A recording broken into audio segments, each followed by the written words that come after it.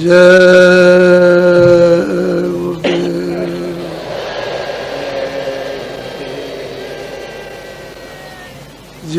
गुरुदेव नाम किसका, जय गुरुदेव नाम किसका, जय गुरुदेव नाम किसका।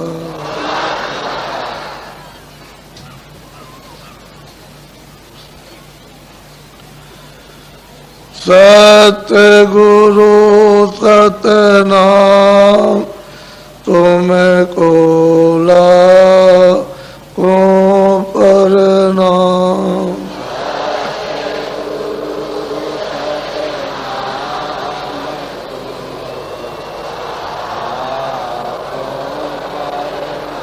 सतगुरु सतनाम तुमको लाखों प्रणाम।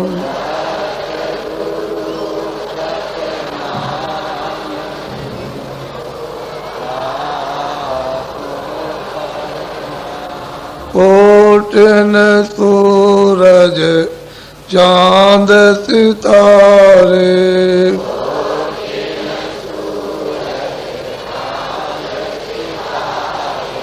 कोटिन सूरज चांद सितारे,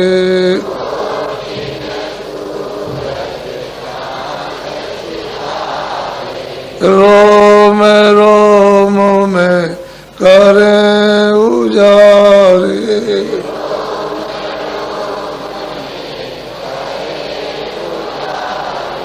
रोम रोम में करें उजारे।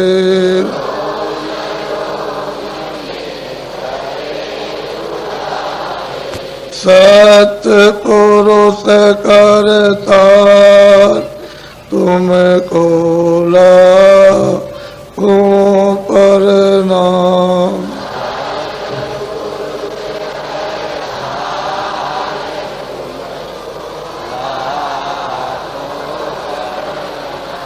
अरबों सूरज चांद सितारे,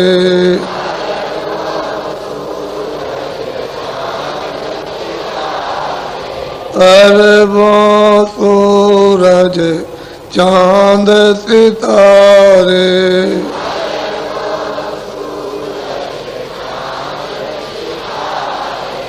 रोम रोम में करें उजारे,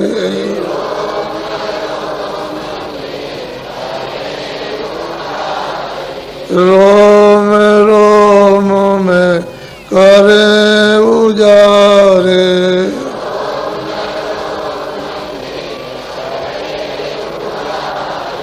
अलग पुरुष करतार तुमको लाखों प्रणाम।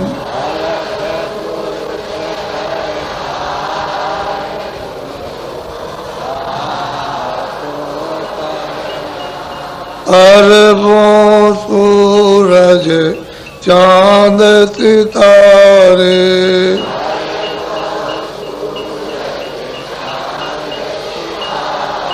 अरबों सूरज चांद सितारे,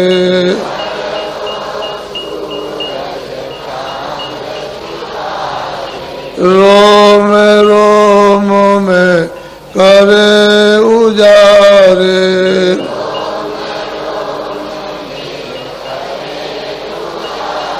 रोम रोम में करें उजारे।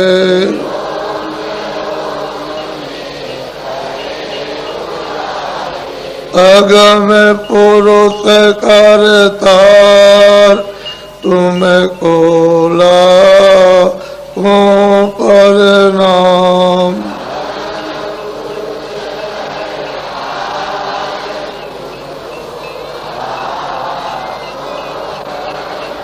नील नील शशि बाण उतारे,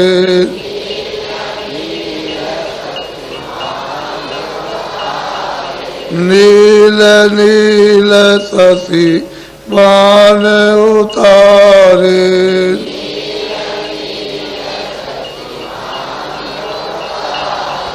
रोम रोम में करे उजारे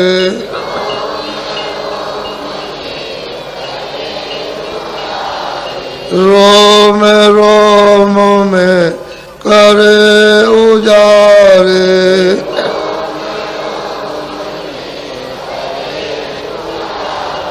अनामी पुरुष करतार तुमको लाखों प्रणाम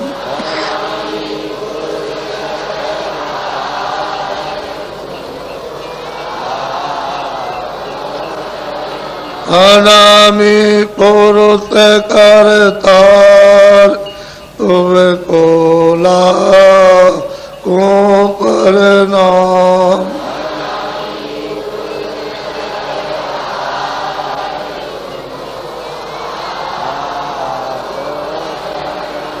सतगुरु सतनाम तुमको लाखों प्रणाम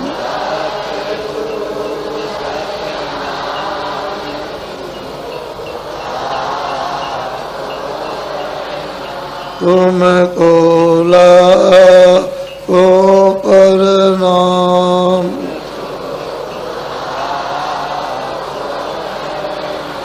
तुमको लाखों प्रणाम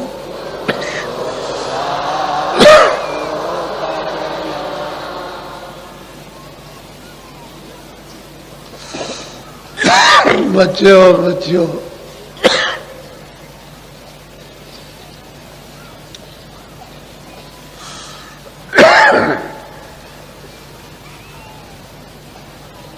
और बच्चियों जिस स्थान पर आप रह रहे हो यह स्थान काल का देश है यानी मृत्यु लोक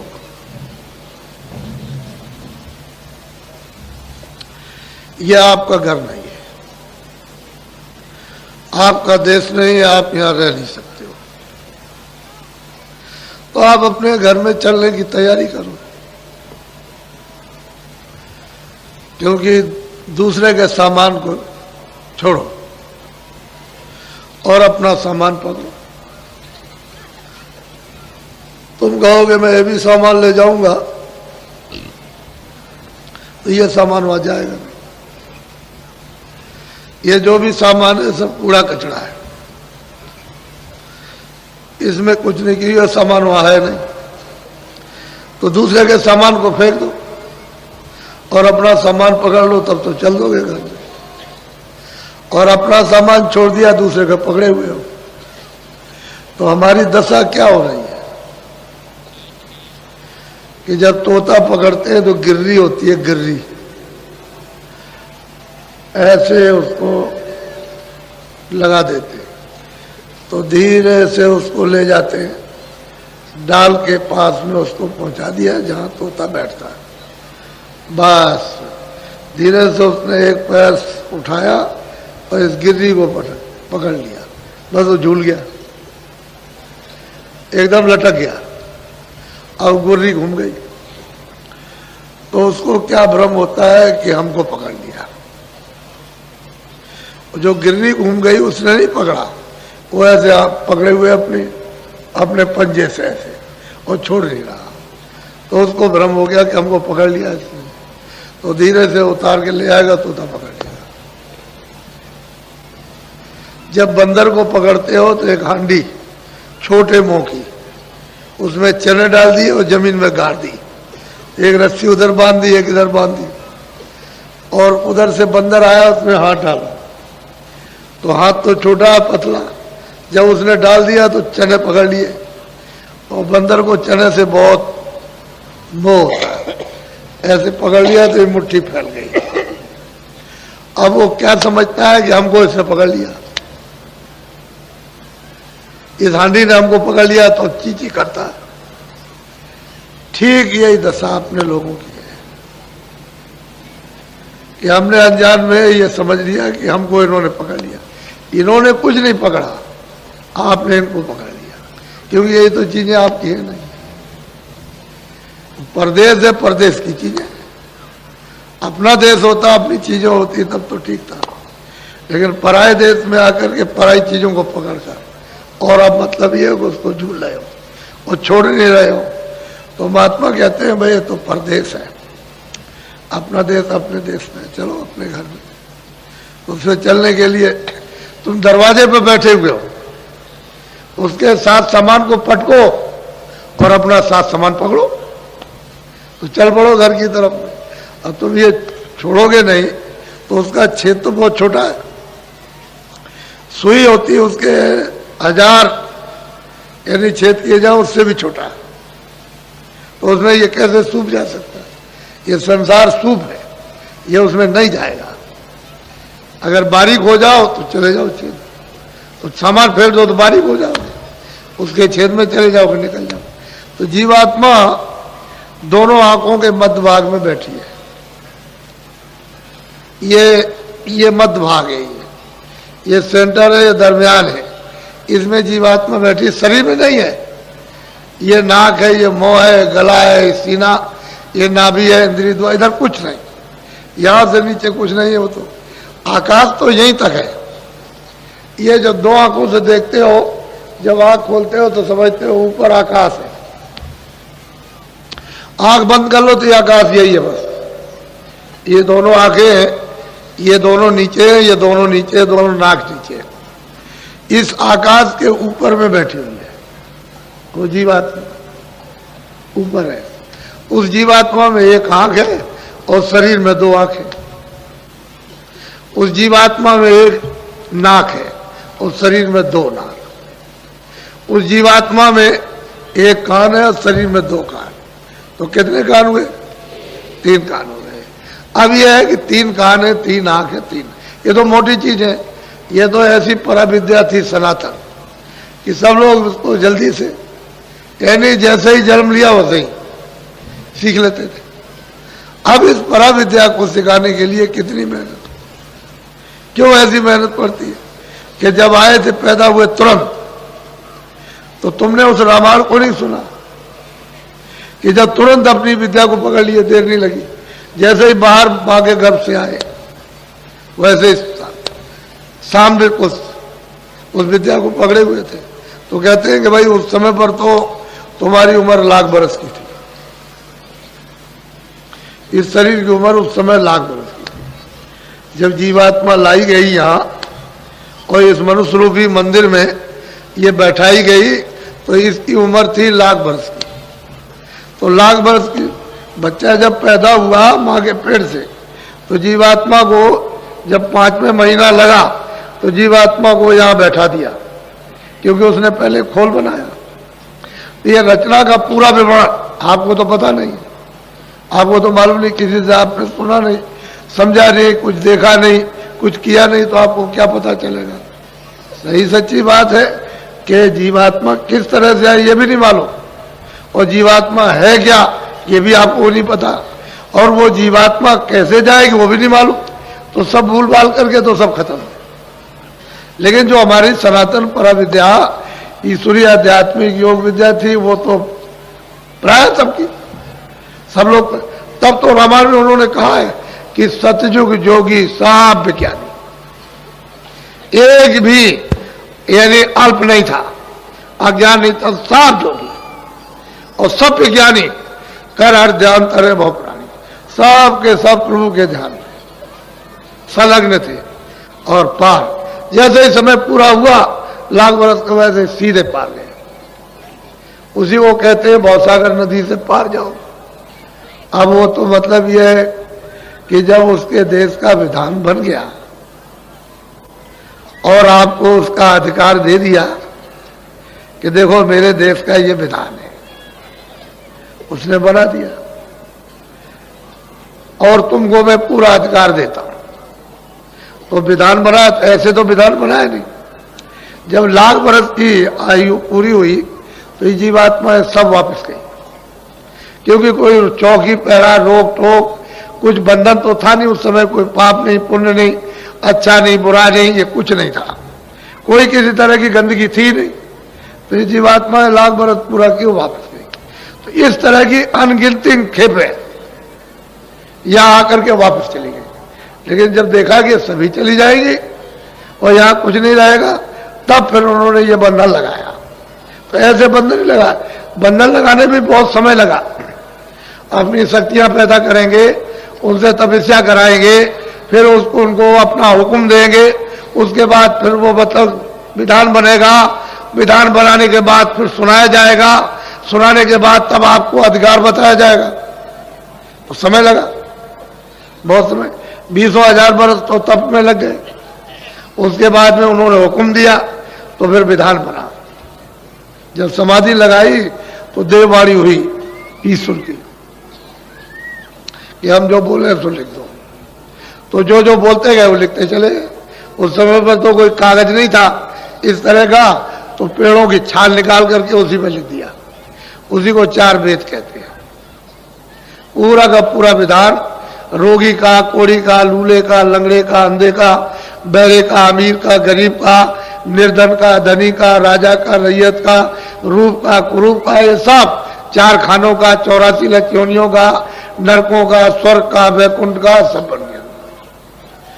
और आपको बता दिया, सुनाया कि भाई देखो बता दूं कि विधान बन गया है, सबको अधिकार दिया जाएगा। तो सबको सुनाया, तिथि तारीख रखी। और अधिकार क्या? 2 चीजें थी, एक तो पाप था, एक पुण्य था, एक अच्छा एक बुरा। उन्होंने कहा देखो ये अच्छा है बुरा, तुम सत्य बोलो असत्य बोलो तुम्हारी मर्जी, आंखों से अच्छा देखो बुरा देखो तुम्हारी मर्जी, कान से अच्छा सुनो बुरा सुनो तुम्हारी मर्जी, बुद्धि से अच्छा विचार करो बुरा करो तो तुम्हारी इच्छा की बात। हमारी तरफ से पाप पुण्य में कोई भी रोक टोक नहीं है कि ये मत करो ये करो, ना हम पुण्य में रोकेंगे ना पाप में रोकेंगे। तो आपको पूरा अधिकार मृतलोक में दे दिया। इतना अधिकार दिया ईश्वर के पास, यानी गांठ के पास, खुदा के पास भी अधिकार नहीं है जो आपको मृतलोक में उसने अधिकार दिया। अब इतना अधिकार दे दिया और आपको मतलब यह है कि दे करके तिथि तारीख रख कर जब निकल गई तो अब इस बात का है कि पहले तो पुण्य भी नहीं था, तो जब पुण्य नहीं था तो उसकी गंदगी क्यों जमा हो? तो पाप तो था ही नहीं, तो पुण्य भी नहीं था। तो पाप और पुण्य, अब यह है कि पुण्य है तो पुण्य की भी गंदगी जमा होगी, बोझा जमा होगा, तैयार होगा। और पाप का भी, तो कभी पाप कभी पुण्य, कभी पाप कभी पुण्य। पहले तो आप बुरा काम करते नहीं थे, सब अच्छे काम, कितने युगों तक अच्छा काम करते रहे। लेकिन सवाल इस बात का कि पुण्य का भी बोझा जमा हो गया, अब उसका भी फल आपको पाना। पहले न पुण्य का था न पाप का था।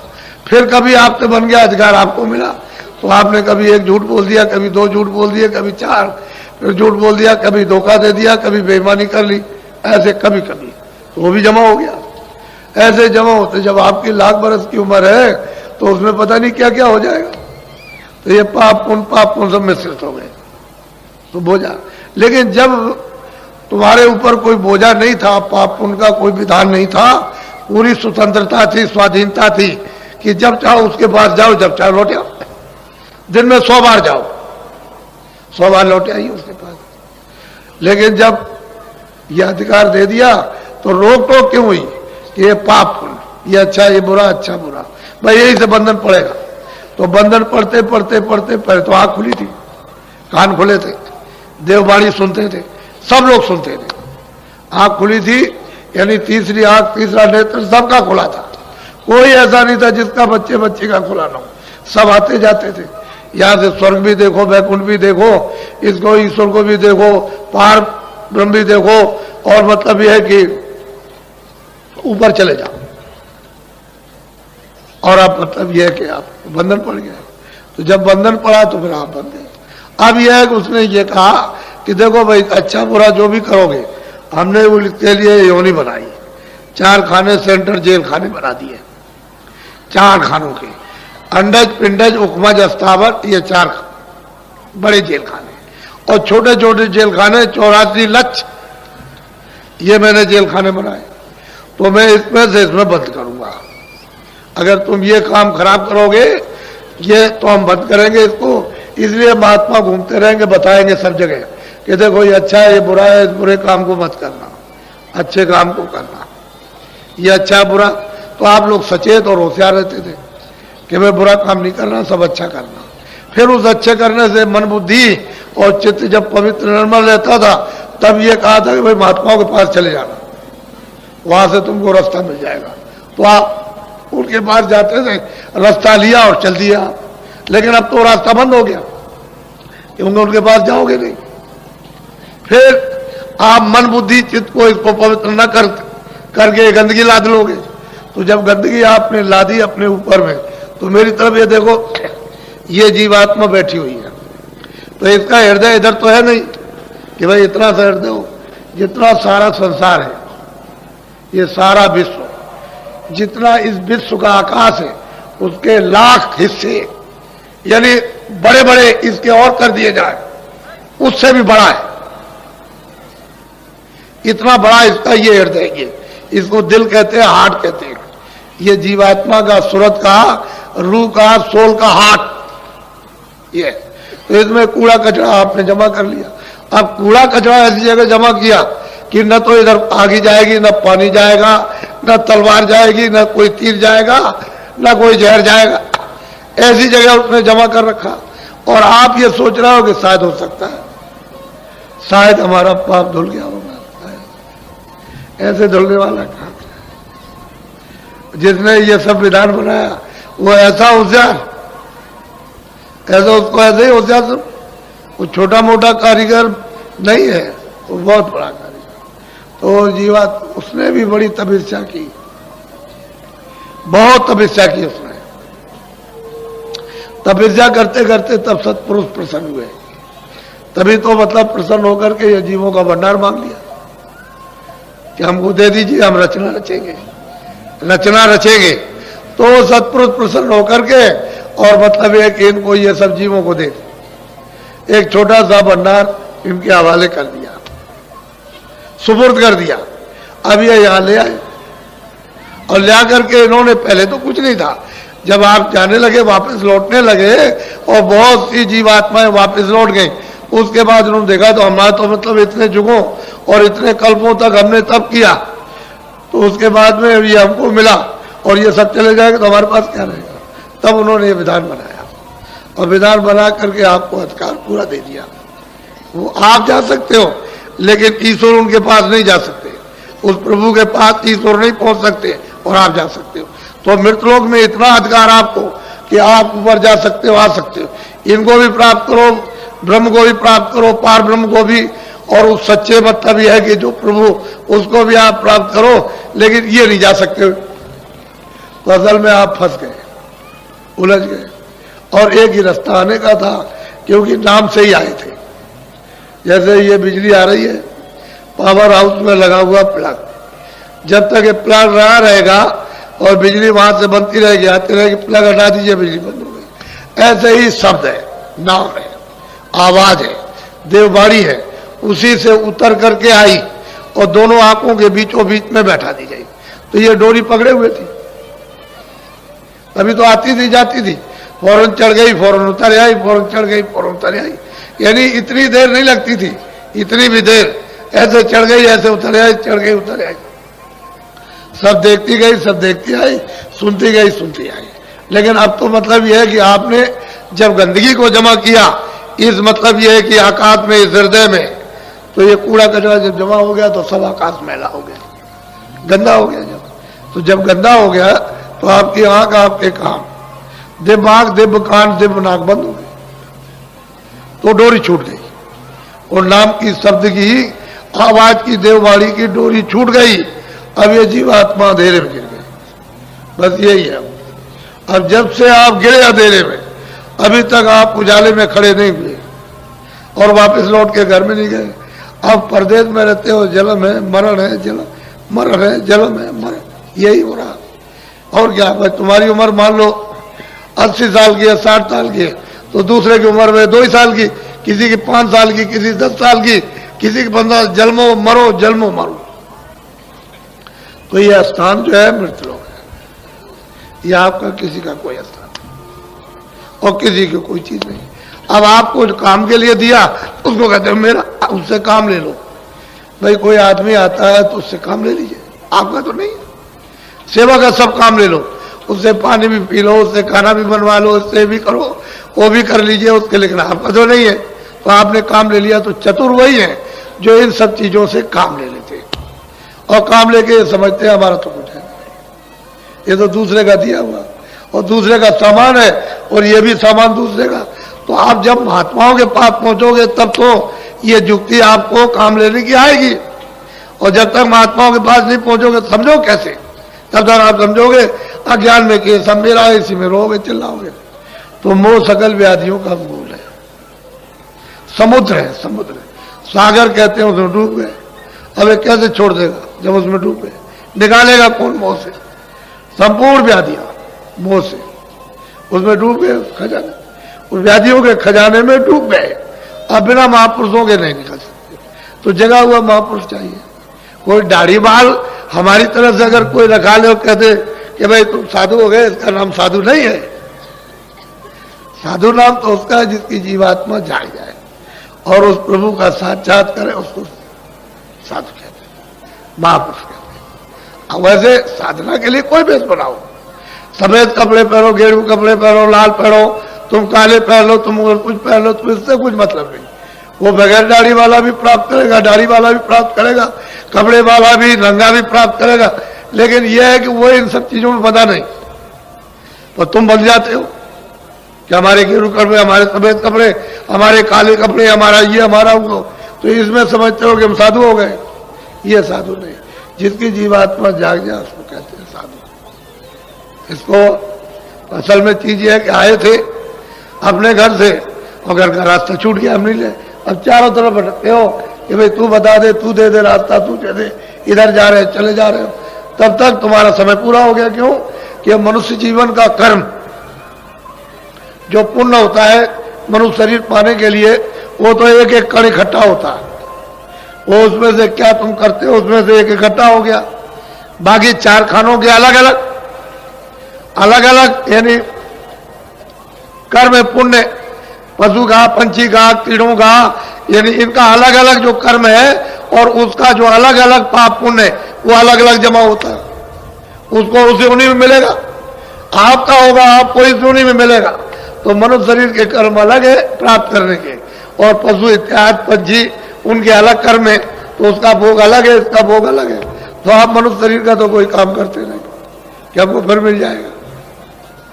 अब आपको तो पता है नहीं, आप तो समझ लेते हो मैंने कर लिया होगा, तो तुम्हारे समझने से क्या होने वाला, अंधेरे में क्या समझोगे? जब तक उजाला नहीं होगा तब तक कुछ नहीं समझ सकते हो। तो ये मनुष्य शरीर फिर मिलेगा नहीं, फिर आपके हाथ आएगा नहीं, क्योंकि आपने कर्म तो कोई किया नहीं। तो कितनी लंबी चौड़ी है? 84 चार खाने और 84 लक्ष्य नस्लें, यानी मतलब कितना लंबा चौड़ा ये जंगल है। कब पार करके आओगे? तब जाकर के कभी ये कब 1 बरस के लिए, 2 बरस के लिए, 10 बरस के लिए या 20 बरस के लिए तुमको समय मिला, फिर चल दिए, फिर लौट गए। मनुष्य जीवन नहीं मिलता। अब की बार आपको मिल गया, इससे आप लोग बचे हुए समय से काम लो। हमने तो आपको यहाँ पर जो बुलाया है, ऐसा कोई आदमी समझता था कि इतने आदमी आएंगे? सब अंधेरे में थे। अभी क्या, अभी तो आप देखिएगा कल, अभी आपने देखा ही क्या? कुछ नहीं देखा। तो उससे लाभ उठाना चाहिए सबको, सबको अवसर मिलता।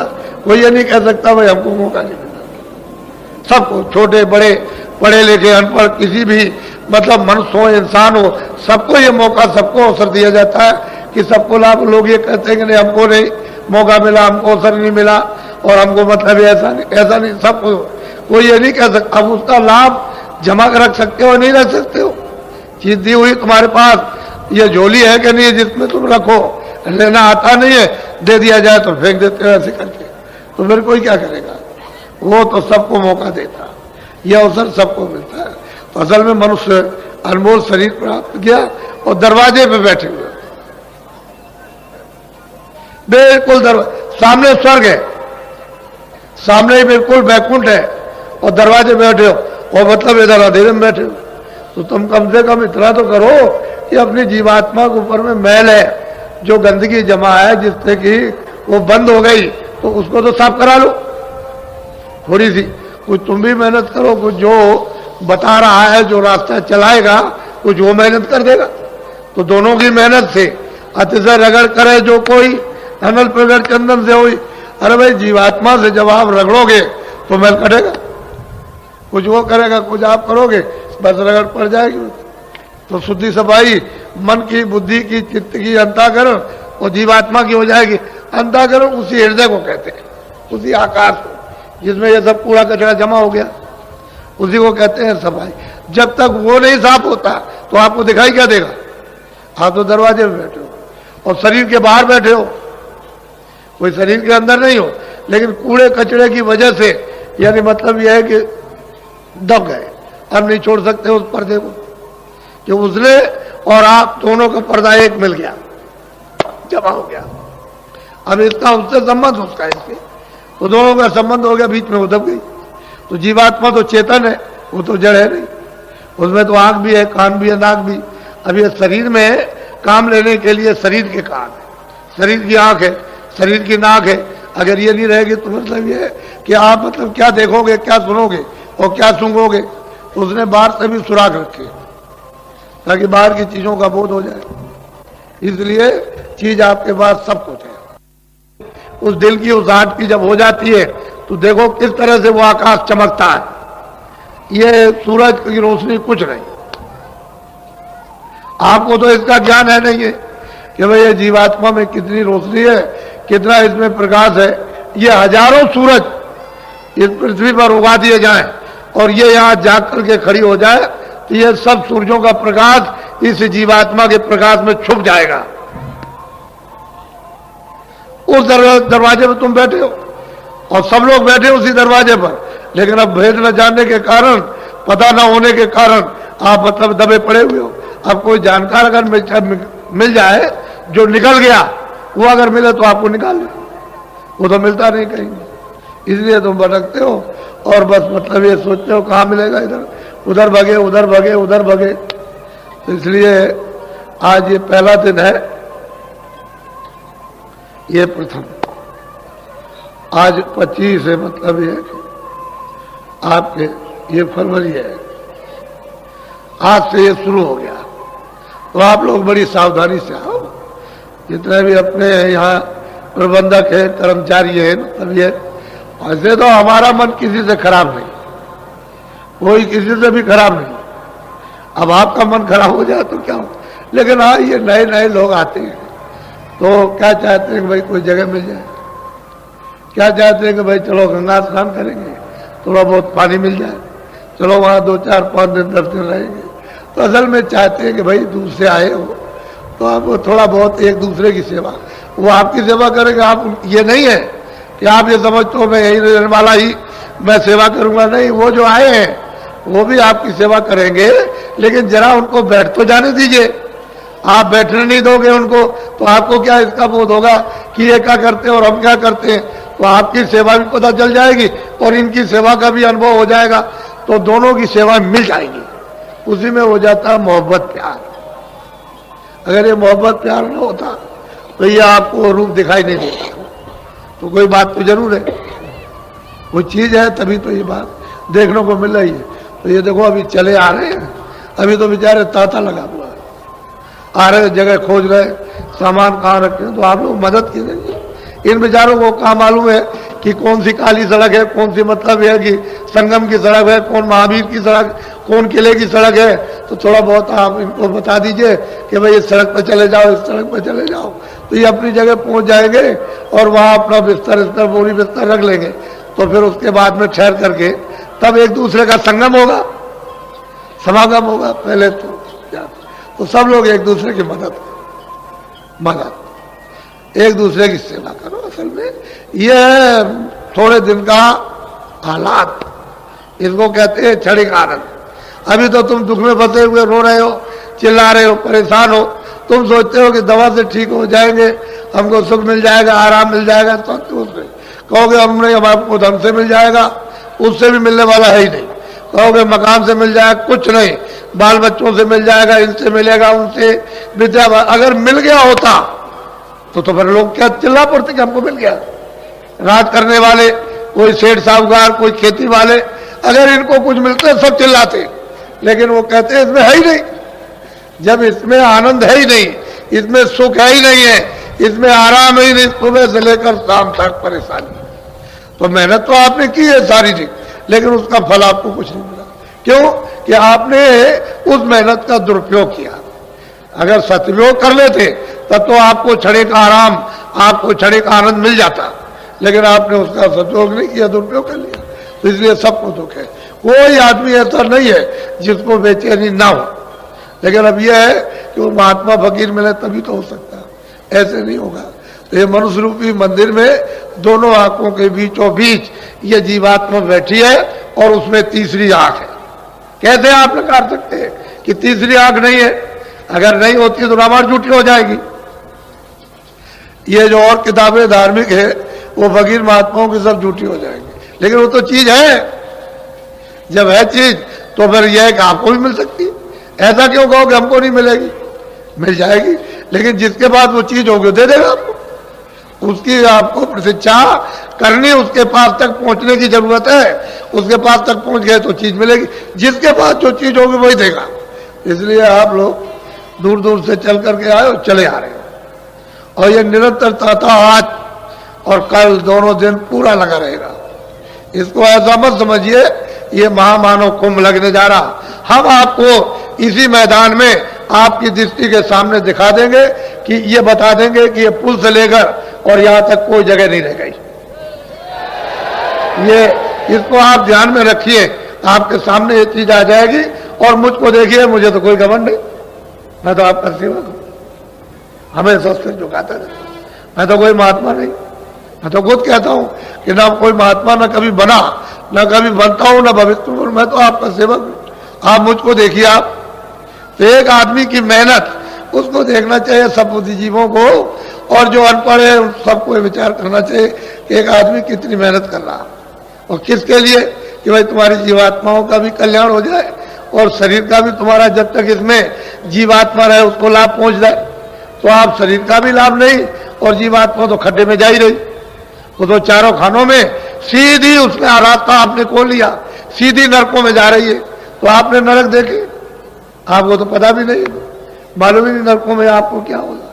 लेकिन किताबें जिन्होंने देखा वो झूठी नहीं है, वो अपनी जगह पर उन्होंने जो कुछ देखा वो किताबों में लिख दिया, लेकिन देखने वाले के पास आप नहीं पहुंचे जो आपको बता देता कि देखो ठीक है ये असल चीज है, सब चीजें हैं। तो स्वर्ग के दरवाजे में बैठे हो, उधर तो उसका नाका है, इधर मतलब उसकी ये इधर की सीमा, तो दोनों के दरमियान में जीवात्मा बैठी हुई है। और कूड़ा कचरा गंदगी को जल्दी से जल्दी हटाओ, तो पहले तो शुद्धि करो इसकी, शरीर की शुद्धि। आज अभी आपको आदेश मिल जाएगा, वहां चलो, वहां स्नान करो और गंगा जी देवी जी के सामने ये प्रार्थना करो आप कि आज से हम सदा जो बाकी शेष जीवन हमारा जाएगा वो शाकाहारी होगा, शाकाहारी। ये प्रार्थना गंगा जी में आज से आपको करना है, तब तो आपके मानसिक यानी मतलब है कि वो फल आपको ये प्राप्त हो, फिर आध्यात्मिक फल प्राप्त हो जाए। आप अगर इसका उल्लंघन करोगे तो बच्चा कैसे काम हो जाएगा? उसी उल्लंघन की वजह से तो ये दशा हो रही कि कितने युग और कितने कल्प अनगिनत बीत गए, तब से यहाँ बराबर तुम मतलब मार खा रहे हो। कोई तुम्हारी रक्षा, कोई हिफाजत, कोई संभाल करता, कुछ नहीं, कोई किसी का पूछने वाला नहीं। चाहे जैसे भी काटे जाओ, पीटे जाओ, मारे जाओ, चाहे उधेड़े जाओ, कुछ किया जाए, लेकिन कुछ नहीं है, कौन सुनने वाला? पहले सोच लो आप।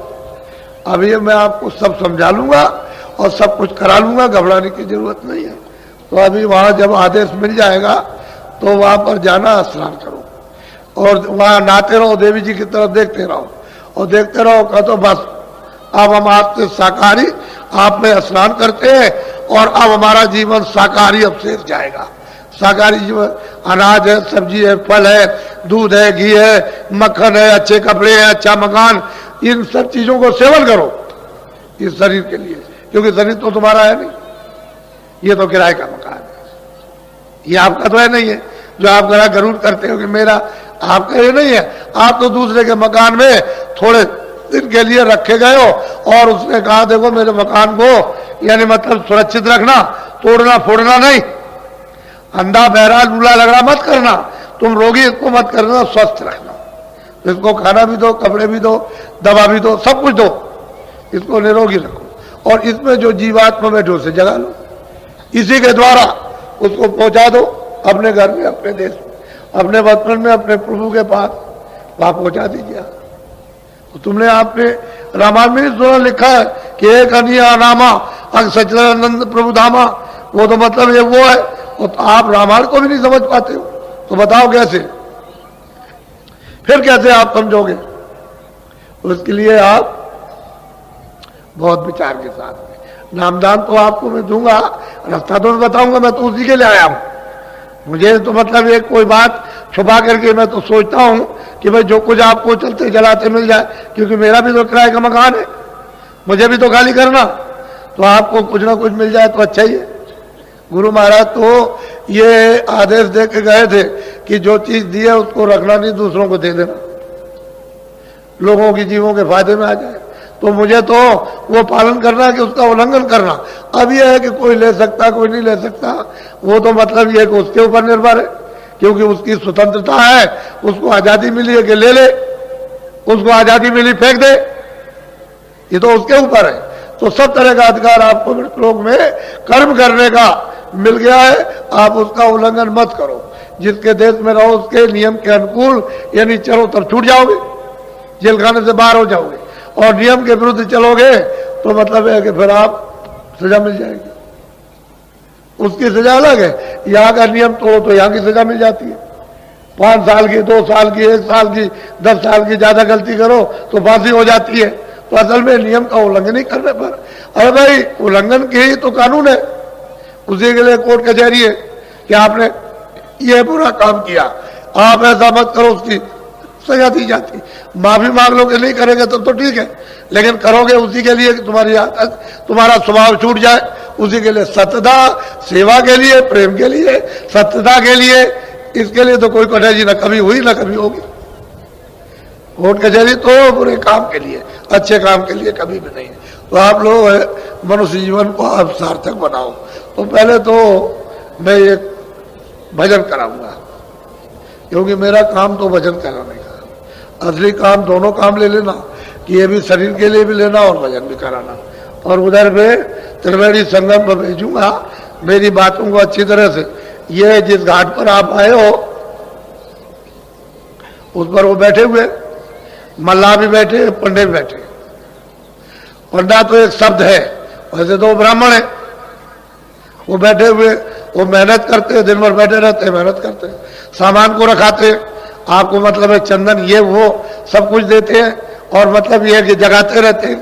तो आप मतलब मल्लाह नाव ले जाते हैं, ले आते हैं बरसात में, तो आखिर इनकी उतराई तो थोड़ा बहुत उनको भी देते जाए, क्या बात है। अरे भाई रास्ते में तांगे में बैठोगे, इसमें बैठोगे तो थोड़ा बहुत उसको भी कि भाई मेहनत किए, चलो भाई तुम्हारी मेहनत करें तुम। तो सब जगह अपनी अपनी मेहनत है, वो मेहनत का। रेल में बस में आते हो तो मतलब देकर आते हो, भाई वो भी मेहनत है, वो भी मतलब है कि चलेगा, टूटेगा फूटेगा ठीक हो जाएगा। तो हर जगह अपनी अपनी जगह मेहनत है, तो सबकी मेहनत दे दो तो जल्दी निकल जाओ, जल्दी काम हो जाए। और मेहनत नहीं दोगे तो फिर जहीं कहीं फंस जाओगे, तो बड़ा मुश्किल। इसी तरह से वो विधान बना हुआ कर्मों का, पाप का, पुण्य का, तुम उसका कर्जा चुका दो। हम तो चाहते हैं सबका कर्जा चुक जाए। जितने लोग चारों तरफ से आए, किसको किसने किसको दिया है, ये बेचारे जो है क्या मतलब ये कि 2-4 टीमें काम कर सकती है जो सफाई करते हैं उनके लिए। तुम खुद झाड़ू लो अपने हाथ में इनके साथ, और झाड़ू लेकर के सुबह 2 बजे उठ करके सेवा करो, देखो कितना कर्जा तुम अदा किए देते हो।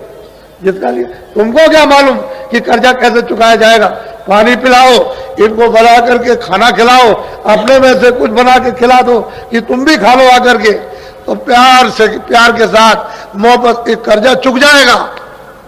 जो लाखों लाखों लिया या करोड़ों लिया है या करोड़ों किसी को दिया, तो लेना देना कर्म कर्जा बच्चा चुकेगा में ब्याज के, तो जीवात्मा छुट जाएगी, तो वापस पहुंच जाएगी। नहीं, कर्म कर्जा देना ही है।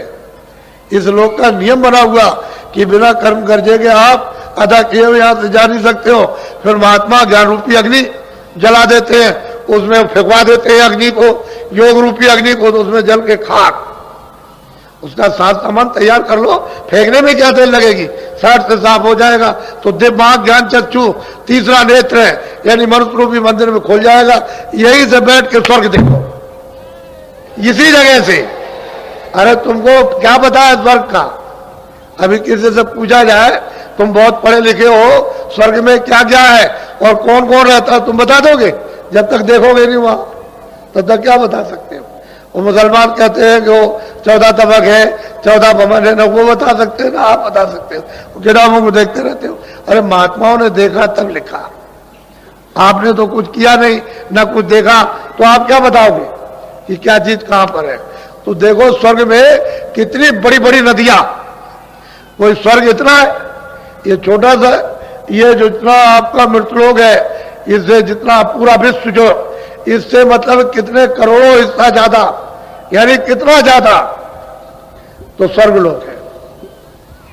उसमें कितनी बड़ी बड़ी नदियां, ये तुम्हारी सब नदी ऐसे सारे संसार की ऐसे चला दी जाए एक नदी बनाकर, तो वहां इतनी सी मालूम होगी, ऐसी ऐसी बड़ी बड़ी नदियां बह रही।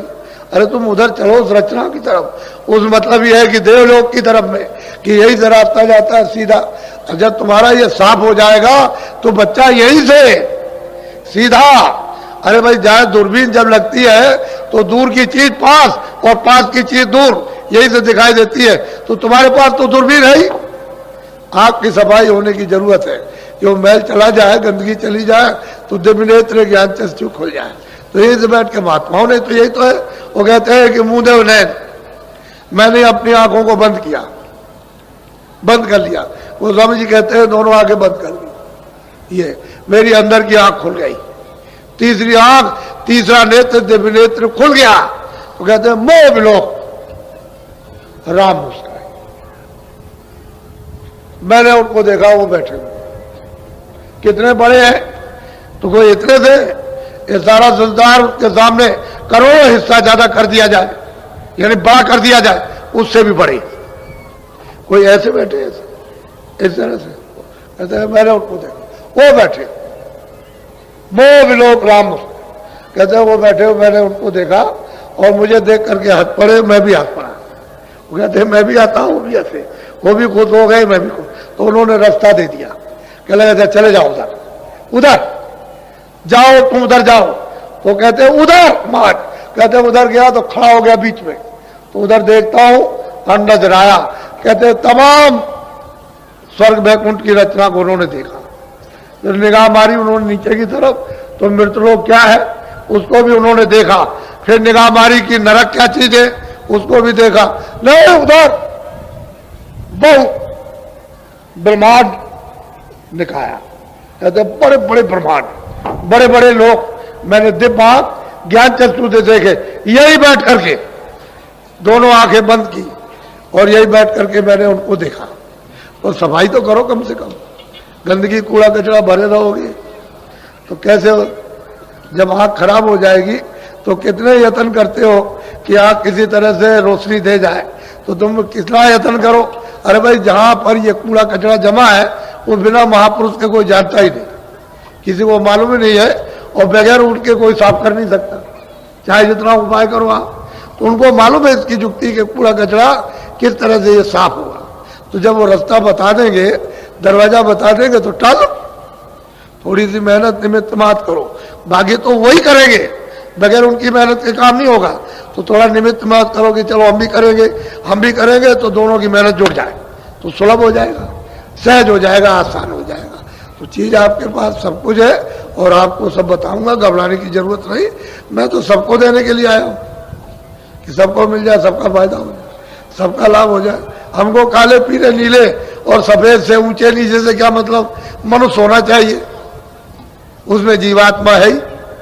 जब मनुष्य है, चलता फिरता बोलता देखता तो जीवात्मा, तो उस जीवात्मा का बेचारी का लाभ हो जाए, ये तो चाहता नहीं। तो इसलिए आप लोग बड़े सौभाग्यशाली हो कि आपकी बार ये अवसर आपको 10 दिन का मिला। ऐसा अवसर आपको 10 दिन का कभी मिलता नहीं, ये बहुत दिनों के बाद पड़ा। और आज से 25 से फरवरी से और 6 मार्च तक जो इतना योग है वो इतना 100 वर्षों में भी नहीं पड़ा।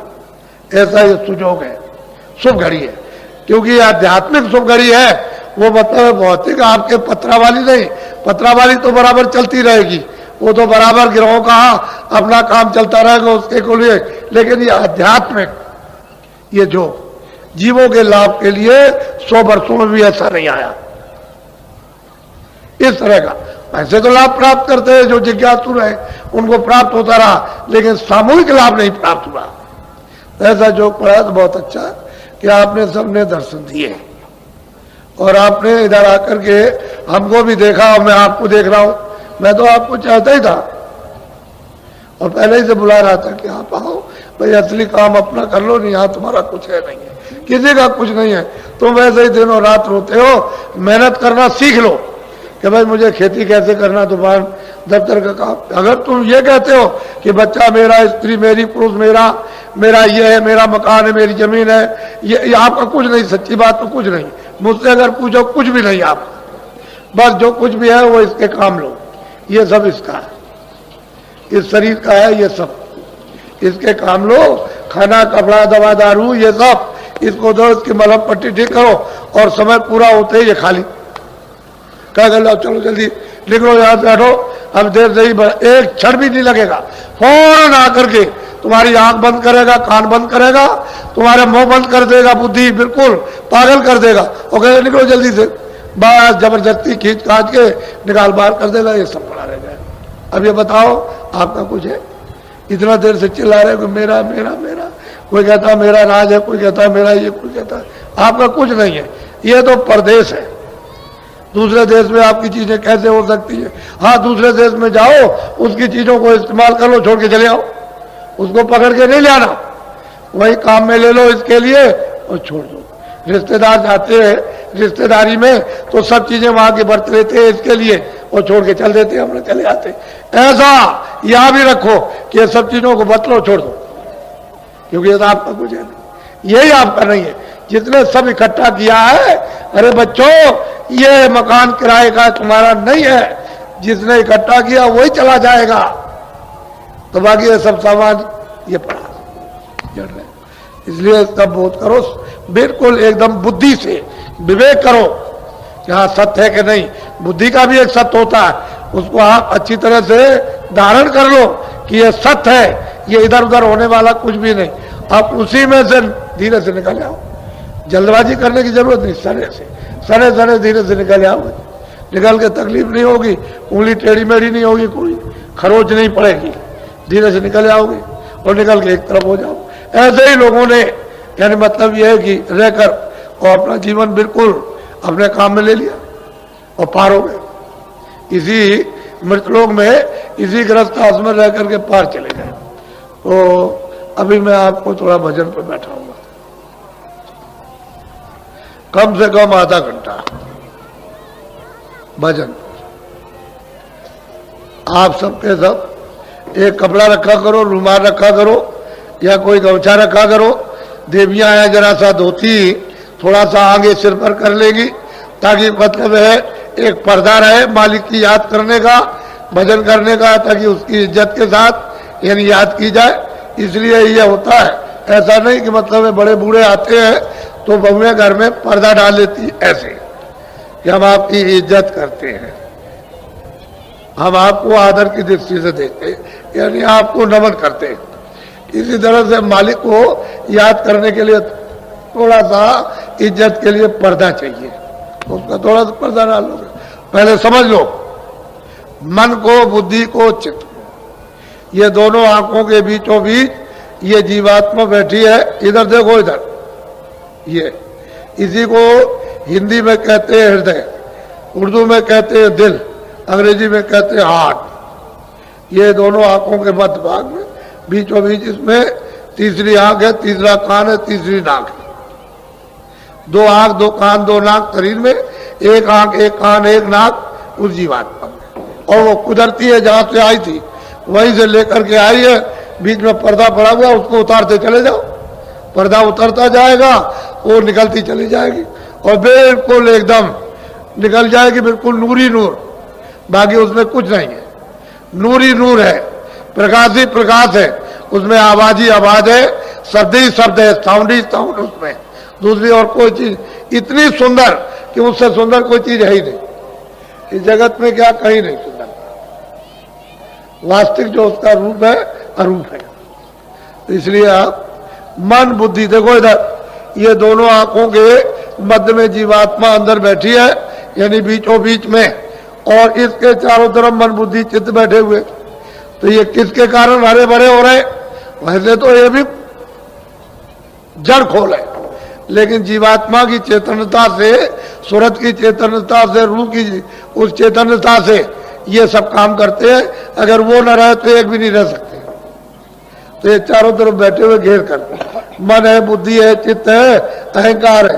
तो मन को, बुद्धि को, चित्त को यही कानों के साथ रोक कर आधा मिनट, 1 मिनट, 2 मिनट, यानी, और ऊपर से जो नाम की आवाज आ रही, ऊपर की तरफ, ऊपर से आ रही, अपनी जमीन से, अपने देश से आवाज दे रहा, और वो सामने आवाज ऐसे टिकी हुई है। तभी तो कहते हैं कि आरती और कीर्तन घनाघोर हो रहा, 24 घंटे चारों जुगों से एक रफ्तार आरती और कीर्तन हो रहा, कभी बंद नहीं होता, और तुम्हारे कानों तक आवाज आती है यहां तक। लेकिन क्यों नहीं सुनाई देता? कि कान तुम्हारे गंदगी के कारण बंद, बहरे हो गए, इसलिए सुनाई नहीं देता। आंख तुम्हारी अंधी हो गई, इसलिए दिखाई नहीं देता। नाक तुम्हारी जो है वो बंद हो गई, तो सूंघने को नहीं मिलता। सब चीज आ रही उधर से, पर तुमको होश नहीं है। तो महात्मा आते हैं कि भाई इस तरह से तुम जरा सा, थोड़ा सा इधर से ध्यान हटा के उधर ख्याल करो, देखो और नाम की डोर मिल जाए। उसी को पकड़ के आए थे, उसी को पकड़ के वापस जाना, दूसरा और कोई रास्ता है नहीं। ऊपर खुले हुए मैदान, खुली हुई रचना, उधर खुले हुए लोग हैं। उधर अंधेरा नहीं है, उधर ना सूरज निकलता, ना डूबता, ना दिन होता, ना रात होती। उधर ये कोई झगड़ा नहीं, ना कोई पाप होता, ना पुण्य होता, ना कोई दफ्तर है, ना कोई खाना, ना कोई पीना, ना कोई मार, ना कोई काट, ना धोखा, ना बेईमानी, ना कोई मल है, ना कोई मूत्र है, कुछ नहीं है, ना कोई आना नहाना। अरे उधर तो खुली सृष्टि देव, सुंदर, खूबसूरत, ऐसी है कि दिनों रात अगर उसका वर्णन करते रहो तो क्या, कुछ नहीं। इसलिए मैं आपको बैठा हुआ भजन पर। देखो भजन करने के तरीके ऐसे भी बैठ सकते हो, ऐसे भी बैठ सकते हो। इसमें तकिया रख लो, जमीन में बैठ जाओ, चारपाई, चौकी, उस पर हाथ रख लो, हर तरह से कर सकते हो। उसमें कोई दिक्कत वाली बात नहीं है कि शारीरिक तो कोई कष्ट है ही नहीं, बस मन बुद्धि चित्त की बस घेराघारी करनी कि बाहर थोड़ी देर के लिए नहीं जाने देना, कोई काम में, काज में, लड़ाई में, झगड़े में, मार में, पीठ में, इसमें कुछ नहीं। अच्छा बैठ जाओ, आप भजन में बैठ जाओ, आंख और कान बंद करो, सुनो तो ऊपर की तरफ ध्यान से, बैठ जाओ भजन पर, आंख और कान बंद करो।